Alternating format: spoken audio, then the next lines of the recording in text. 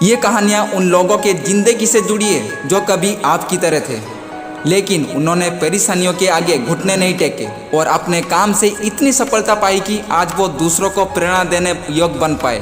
असफलता सफलता से कहीं ज़्यादा महत्वपूर्ण है। सभी के जीवन में एक समय ऐसा आता है जब सभी चीज़ें आपके विरोध में हो रही हो और हर तरफ से निराशा मिल रही हो।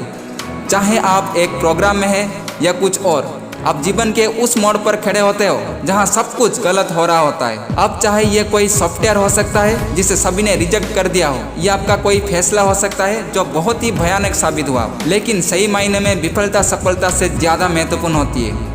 हमारे इतिहास में जितने भी बिजनेसमैन, साइंटिस्ट और महापुरुष हुए हैं, वो जीवन में सफल बनने से पहले लगातार कई बार फेल हुए हैं। जब हम बहुत सारे काम कर रहे होते हैं, ये जरूरी नहीं कि सब कुछ सही ही होगा, लेकिन अगर आप इस वजह से प्रयास करना छोड़ देंगे तो कभी सफल नहीं हो सकते। हेनरी फोर्ड, जो बिलियनर और विश्व प्रसिद्ध फोर्ड मोटर कंपनी के मालिक है, सफल बनने से पहले फोर्ड 5 अन्य बिजनेस में फेल हुए थे। कोई और होता तो 5 बार अलग अलग बिजनेस में फेल होने और कर्ज में डूबने के कारण टूट जाता, लेकिन फोर्ड ने ऐसा नहीं किया और आज एक बिलियनर कंपनी के मालिक है। अगर विफलता की बात करें तो थॉमस अल्वा एडिसन का नाम सबसे पहले आता है।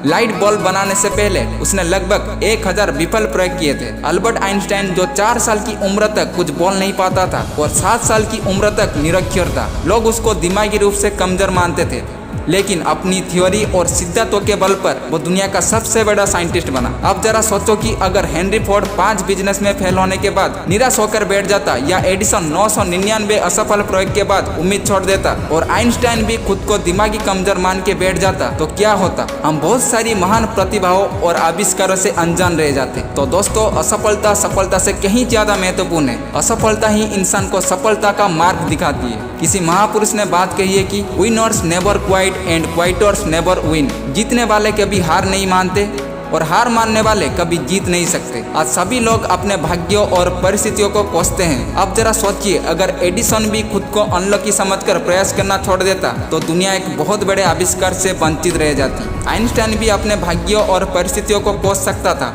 लेकिन उसने ऐसा नहीं किया।